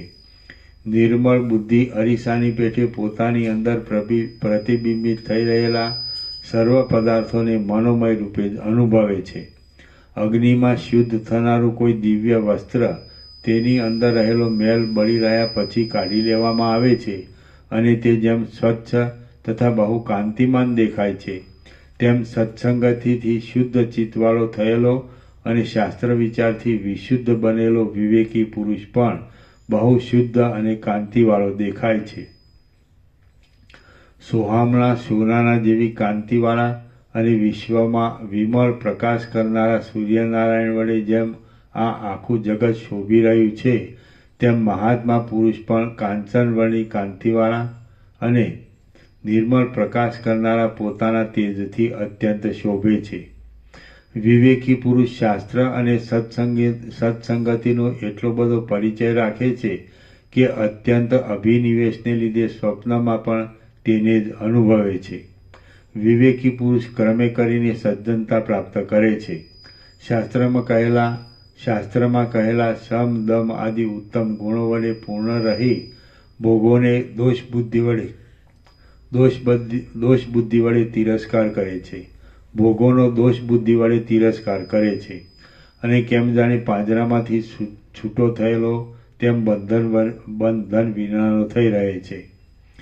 ચંદ્રમા વડે જેમ તારાઓનું મંડળ શોભે છે, તેમ ભોગોની લાલસારૂપી દુર્ભાગ્યનો પ્રતિદિન ત્યાગ કરનારા એ વિવેકી પુરુષ વડે તેનું આખું કુળ દીપી નીકળે છે.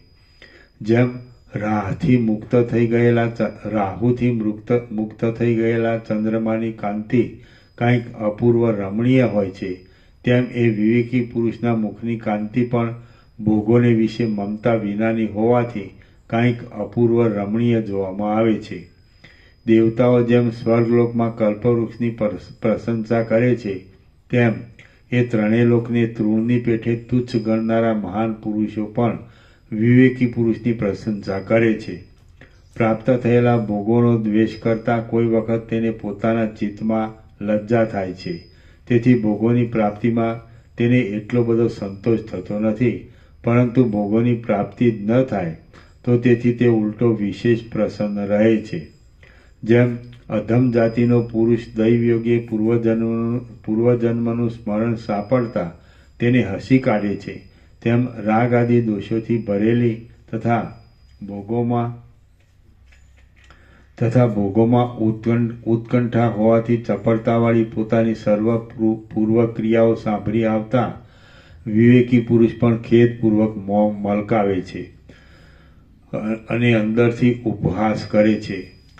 લોકો જેમ પૃથ્વીમાં ઉદય પામેલા બીજના ચંદ્રમાનું દર્શન કરે છે, તેમ વિસ્મય વડે વિકસેલા નેત્રવાળા સિદ્ધ પુરુષો સ્નેહને લીધે એ વિવેકી પુરુષનું દર્શન કરવા માટે આવે છે. એ વિવેકી પુરુષ ભોગોનો નિરંતર અનાદર કરે છે. સિદ્ધ મહાત્મા પુરુષોની પાસેથી પ્રાપ્ત થયેલા અને યોગ્ય આરંભવાળા સિદ્ધિ આદિ ભોગોને પણ તે પોતાની યોગ્યતાવાળી વિરક્ત બુદ્ધિ વડે બહુ માન આપતો નથી.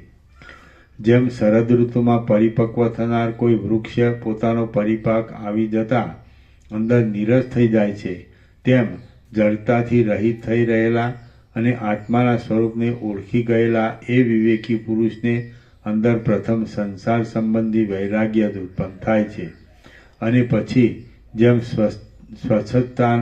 સ્વસ્થાને ઈચ્છનારો કોઈ દુઃખી પુરુષ વૈદ્યનો આશ્રય કરે, તેમ તે પોતાની મેળે ઉત્તરકાળમાં પોતાનું શ્રેય થવા માટે સત્સંગતિનો આશ્રય કરે છે. જેમ કોઈ મોટો હાથી મહા સ્વચ્છતાવાળા મોટા તળાવમાં નિમગ્ન રહે છે, તેમ એ મહાન પુરુષ સત્સંગતિ વડે ઉદાર બુદ્ધિવાળો થઈ જાય શાસ્ત્ર વિચારમાં અને શાસ્ત્રમાં બતાવેલા સમ દમ આદિ શુભ ગુણોમાં નિમગ્ન રહે છે. જેમ સૂર્યનારાયણ મનુષ્યોને પોતાના પ્રકાશ વડે સુખી કરે છે, તેમ સજ્જન પુરુષ પણ પોતાની પાસે આવેલા વિવેકી પુરુષને વિપત્તિઓમાંથી તારીને તેને સંપત્તિયુક્ત કરે છે. વિવેકી પુરુષને પ્રથમ તો પરદ્રવ્ય લેવાની ઈચ્છા વિરામ પામી જાય છે અને માત્ર ઈશ્વરે પોતાને જે કંઈ આપેલ હોય તેટલાથી જ તેને સંતોષ થાય છે. પારકું દ્રવ્ય લઈ લેવાની ક્રિયાથી વિરામ પામેલો અને સંતોષરૂપી અમૃત વડે ભરપૂર થઈ રહેલો વિવેકી પુરુષ ક્રમે કરી પોતાના સ્વાર્થની પણ ઉપેક્ષા કરવા ઈચ્છે છે. કોઈ યાચના કરવા આવે તો તે દાણા, ખોળ અને શાક આદિ પણ આપી દે છે. તેમજ ત્યાગના અભ્યાસના યોગથી તે યાચકને પોતાનું માંસ પણ આપે છે. જેમ ઘોડા વગેરે દોડનારા પ્રાણીઓને ગાયનું પગલું ઠેકી જવું એ સાવ હળવું લાગે છે, તેમ વિવેકને અનુસરવાથી ક્રમે કરી પરમાત્મામાં જ વિલીન ચિત્તવાળા થયેલા વિવેકી પુરુષોનું અજ્ઞાન પણ ધીરે ધીરે હળવું થઈ જઈ ક્રમે કરી ક્ષય પામે છે. પ્રથમ તો વિવેકી મુમુક્ષુ પુરુષે પરદ્રવ્ય લઈ લેવાની ક્રિયાથી વિરામ પામવાને યત્નપૂર્વક અભ્યાસ કરવો અને પછી વિવેક વડે પોતાના સ્વાર્થમાં પણ અનાસક્ત રહેવાની ટેવ પાડવી. ઉપર પ્રમાણે કર્યા પછી ક્રમે કરી કુશળતાવાળા વિવેકી પુરુષો ભોગોનો ત્યાગ કરી દેવાની સાથે સ્વાર્થનો પણ ત્યાગ કરી દે છે અને તેથી તેને પરમ ઉત્તમ પદમાં શાંતિ મળે છે. જીવતા સુધી દ્રવ્ય ભેગું કરવામાં જેવું દુઃખ રહેલું છે, તેવું દુઃખ આ જગતમાં અને કરોડો નરકોમાં પણ નથી. જીવતા સુધી દ્રવ્ય ભેગું કરવામાં જેવું દુઃખ રહેલું છે, તેવું દુઃખ આ જગતમાં અને કરોડો નરકોમાં પણ નથી. સ્વાર્થનું ઉપાર્જન કરનારા પુરુષને બેસવામાં, સૂવામાં, ઉઠવામાં, જવામાં, રમવામાં અને જન સમુદાયમાં જે કાંઈ દુઃખ થાય છે તેમજ જે કાંઈ ચિંતા થાય છે તેને નિરંતર આધિ તથા ચિંતામાં નિમગ્ન રહેનારા એ મૂળ પુરુષો જ ભલે જાણો. દ્રવ્યને ભેગું કરાવવું, તેનું રક્ષણ કરવું અને તેનો વ્યય થવો વગેરેમાં તથા રાજા અને ચોર સંબંધીની ભીતિ વગેરેમાં અનેક દુઃખોને લીધે દ્રવ્ય અનેક અનર્થો વડે વ્યાપ્ત છે. સંપત્તિઓ પણ નિરંતર આપત્તિઓ વડે વીંટાયેલી છે અને ભોગો એ સંસારના મહારોગો જેવા છે. એ બધા ખરી રીતે અનર્થ રૂપે છતાં મોહને લીધે મનુષ્યો તેમને અર્થરૂપે સમજે છે. બાકી વિવેક વડે જોતા તો તે સર્વ નિસાર છે. જ્યાં સુધી ચિંતા અને વિષય અનુરાગ વડે પોતાનું દુષ્ટ પ્રયોજન સિદ્ધ કરવા માટે મનુષ્ય દ્રવ્યરૂપી મહાન અર્થને ઈચ્છતો નથી, ત્યાં સુધી 3 પ્રકારના તાપો વડે થનારા શોષને તે પ્રાપ્ત થતો નથી. ઘણા લાંબા કાળ સુધીના અનંત સર્વોત્તમ મોક્ષ સુખને જે ઈચ્છતો હોય તેણે ધનને જગતરૂપી તૃણની એક શિખા જેવું અતિ તુચ્છ સમજવું, તેમજ તૃષ્ણાને ત્યજી દઈ શાંત થઈને રહેવું. ધન, ચિંતા, શોક, મોહ આદિ ભાવો વિકારોના, જરાના, મરણના, દુષ્કર્મના, દીનતાના અને દુષ્ટતાના પરિતાપોના સમૂહરૂપ છે એમ વિવેકીઓ કહે છે. આ જગતમાં જરા અને મરણ વડે વીંટાયેલા મનુષ્યને અજરા અમર કરવા માટે સંતોષ એ જ પરમ રસાયણરૂપ છે. આ જગતમાં જરા અને મરણ વડે વીંટાયેલા મનુષ્યોને અજરા અમર કરવા માટે સંતોષ એ જ પરમ રસાયણરૂપ છે. એક બાજુ વસંત ઋતુ, નંદનવન, ચંદ્રમા તથા અપ્સરા એ સર્વને રાખીએ અને બીજી બાજુ માત્ર એક સંતોષરૂપી અમૃતને રાખીએ તો એ બંને સમાન સુખને આપનારા કહેવાય છે. જેમ વર્ષા ઋતુ વડે તળાવ છલોછલ ભરાઈ જાય છે તેમ સંતોષ વડે અંતઃકરણ પૂર્ણ થઈ રહે છે. વૃક્ષ જેમ વસંત ઋતુ વડે પ્રફુલ્લ થઈ રહે છે તેમ સુશીલ વિવેકી પુરુષ પણ સંતોષ વડે પ્રફુલ્લ રહે છે. તે ગંભીર, શીતળ, મનોહર, પ્રસન્ન તથા રસવાળી ઓજસ્વીતાને ધારણ કરે છે અને પુષ્પિત થઈ રહેલા વનની પેઠે અતિવ શોભી રહે છે. જેમ કીડો કોઈના પગની તળે આવીને ચગદાઈ જાય છે તેમ ધનનો લોભી પુરુષ બીજાથી અપમાન પામ્યા છતાં પોતાની લાલચને છોડતો નથી અને તે એક દુઃખમાંથી બીજા દુઃખને પ્રાપ્ત થતો રહે છે. વિકારવાળા આકારને ધારણ કરનારા ધનના લાલચુ પુરુષો ઉછાળા મારતા સમુદ્રની અંદર પડેલા અને ઉછળતા તરંગો વડે વિહ્વળ બની ગયેલા પુરુષોને પેટે કદી પણ સ્વસ્થ સ્થિતિને પામતા જ નથી. સ્ત્રીઓ અને સંપત્તિઓ તરંગના જેવી અત્યંત ચપળ છે અને સર્પની ફણારૂપી છત્રની છાયાની પેઠે અતિ ભયંકર છે. કયો વિવેકી પુરુષ તેમાં બંધાઈ જઈ આનંદમાં રહે છે?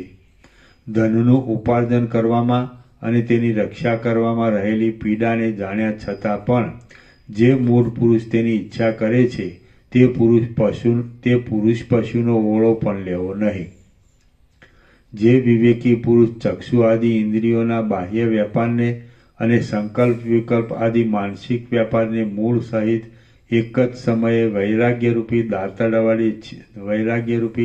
દાંતરડા વડે છેદી નાખે છે તેનું હૃદયરૂપી ક્ષેત્ર જ્ઞાનથી નિષ્કલંક ઝળકી રહે છે.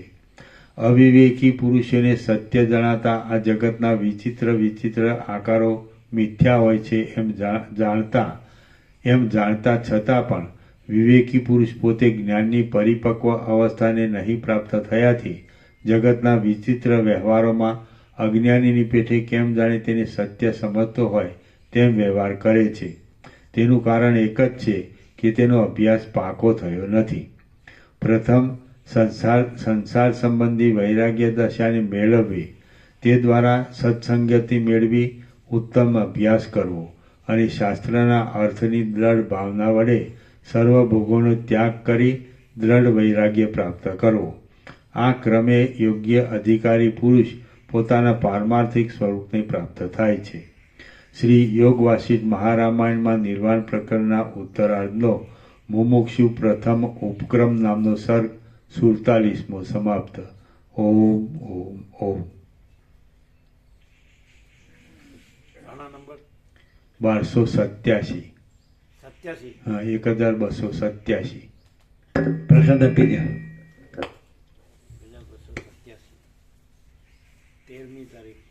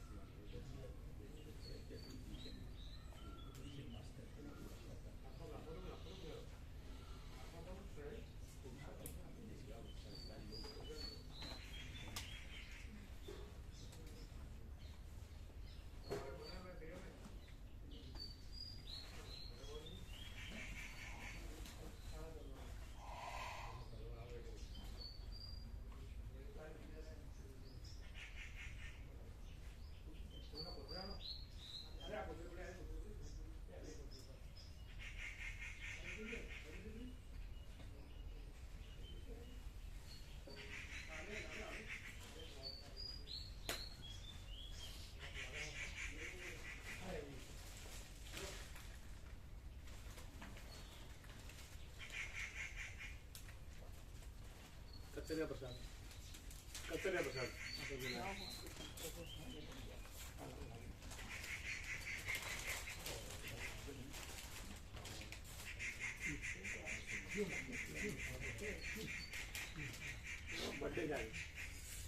બર્થડે છે. Happy birthday to you. બ્રહ્મ કૃપા હિ કેવલમ આનંદ મંગલ. ઓમ ઓમ ઓમ.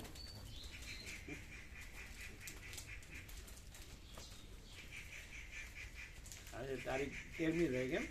13 નવેમ્બર.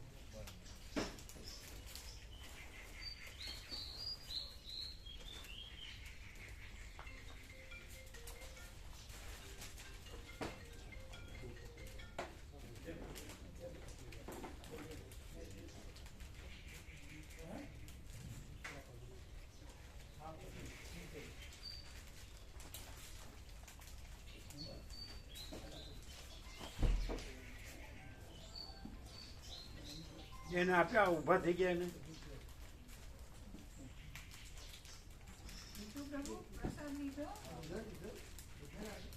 આપ્યો.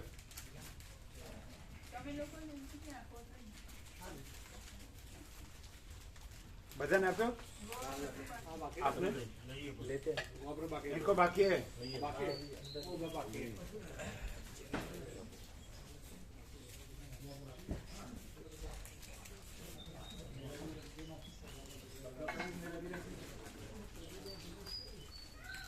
आप ले लो.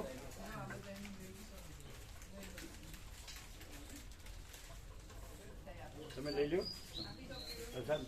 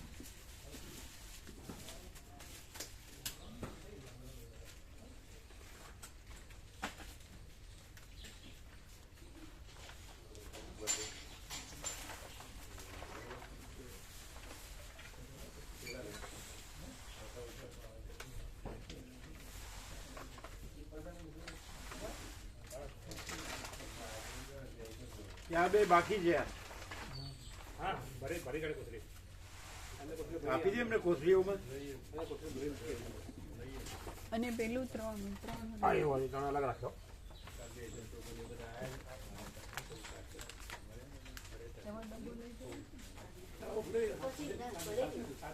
એ તમે લોકો લીધો કોણ લાવ્યો છે ડબ્બો તમે લાવ્યો છો તો ડબ્બો લેતા જાઓ એમ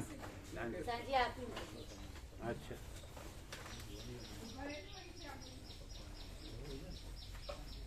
તમે લીધો પ્રસાદ લીધો હા લીધું બધા લીધું બાકી હોય લઈ લો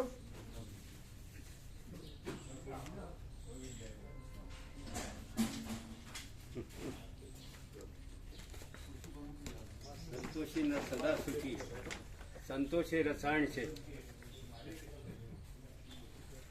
અનંત પ્રકાશ અનંત આનંદ અનંત શાંતિ જ્ઞાનીને દ્રશ્ય દેખાતું જ નથી પરમ ચિદાકાશ પરમ જ્યોતિ અખંડ જ્યોતિ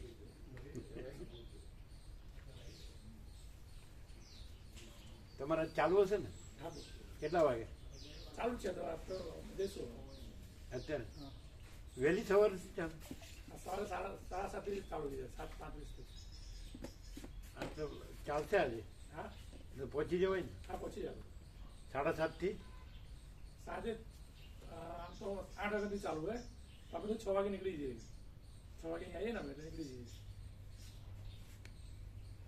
ના ત્યાંનો ટાઈમ શું છે આપણા પુસ્તક મેળાનો ત્યાં નિશાળનો નિશાનો ટાઈમ સવારે પહેલા જે સવારે ચાલુ થાય 8 વાગ્યાથી 12 વાગ્યા સુધી પછી બપોરે 12:30 ચાલુ થાય તો 5 વાગ્યા સુધી બરાબર અને આ પુસ્તક મેળાનો ટાઈમ સવારે કંઈક 11 થી સાંજના 9 વાગ્યા સુધી ઓહો આજે 8 વાગ્યાથી ચાલુ થવાનું આજે આજે ઉદઘાટન છે ને 8 વાગ્યાથી 8 થી હા આમ આમ 11 થી 11 થી 11 થી રાત 9 વાગ્યા સુધી રાત્રે 9 વાગ્યા સુધી એટલે ખાસું 10 કલાક હા આમ જગ્યા બરાબર છે હા બરાબર બોલો મોકાની સારી જગ્યા જગ્યા. આવે આવે એવી દર જગ્યા વખતે કરતા સારી જગ્યા આવતી હે? દર વખતે કરતા વખતે જગ્યા સારી એમને હા દર વખતે એકદમ છેવાડે કોઈ ન પહોંચી શકે એવી જગ્યા હતી ને દર વખતે હા આ વખતે સારી જગ્યા હોય એન્ટ્રન્સમાં હા જલ્દી બધા આવી જાય નજીક છે બધા આવી જાય એવી જગ્યા આવી જાય સેન્ટર